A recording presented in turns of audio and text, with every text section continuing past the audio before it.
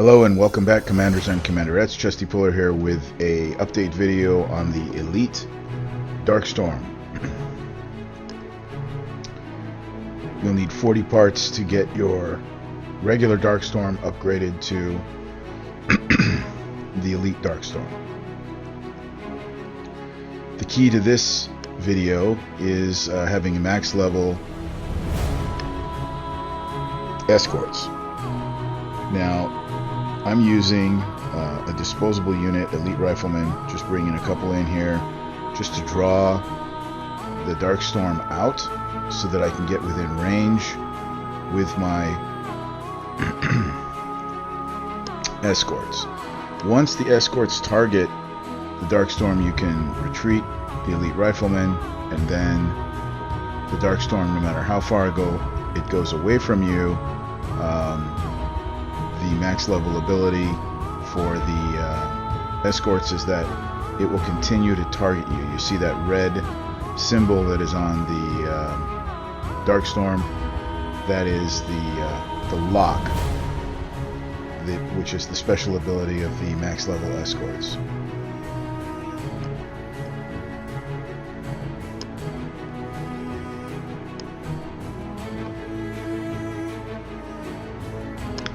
Once the Darkstorm has been dispatched, then the rest of the base is a fairly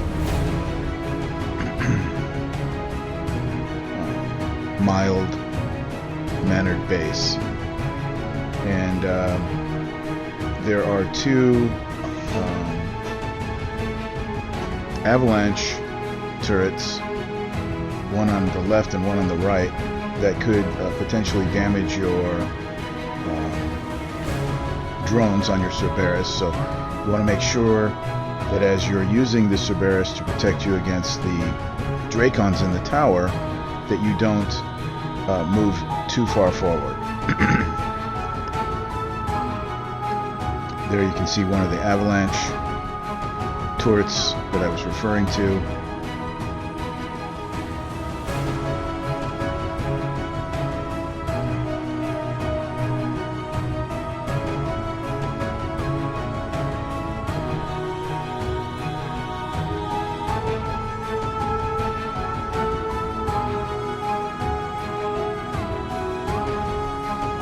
For some reason, that Cerberus was not properly targeting that turret. I had to send it back and start over again so I could get the drones far enough forward. On this side, I'm going to take out the Overwatch along with the tower, but on the other side, it's a two-part attack. You'll have to take out the Overwatch first and then the tower.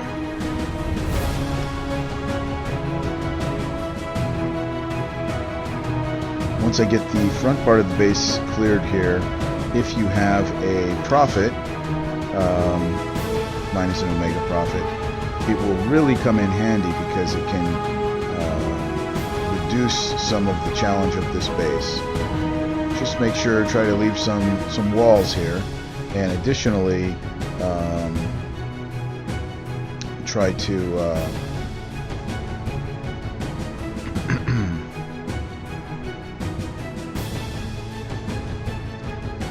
stay back far enough where you stay away from all of the dangers in the back of the base.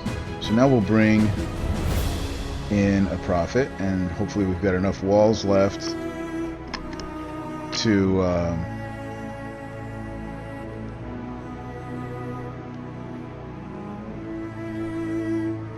be effective to get rid of the back portions of the base. Now I'm clearing this for someone else, so I'm going to kill all the units. It's not necessary to kill all the units. I'm just making it easier for a lower level that he can come in and get this. If I were to be doing this myself, it would be done much quicker, and I would not kill all the units. I would just kill all the buildings. You'll see here at the end, I basically get all the buildings done, and I am just saving this one radio tower, trying not to destroy that one radio tower right there.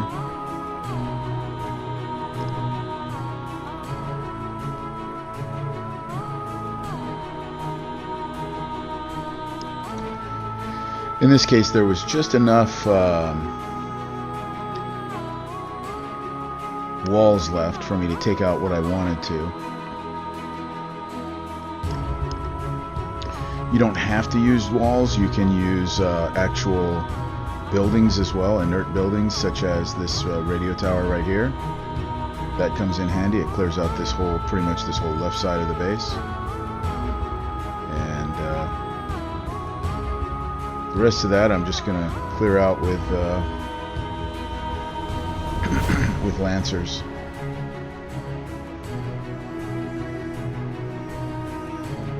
As I said, there's not too many buildings actually left here. And if I were just going to take out the buildings, that would probably be the easiest way, but I'm going to make it easy.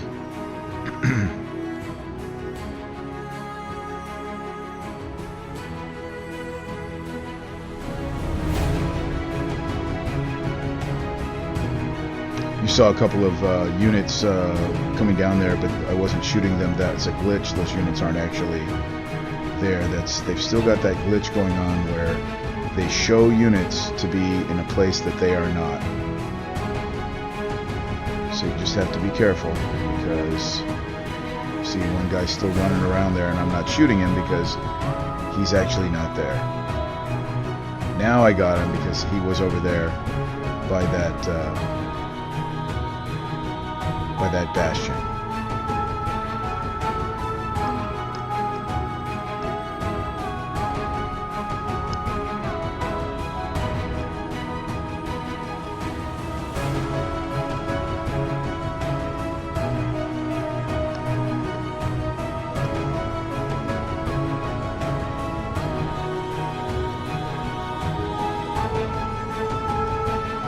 So there's one radio tower left.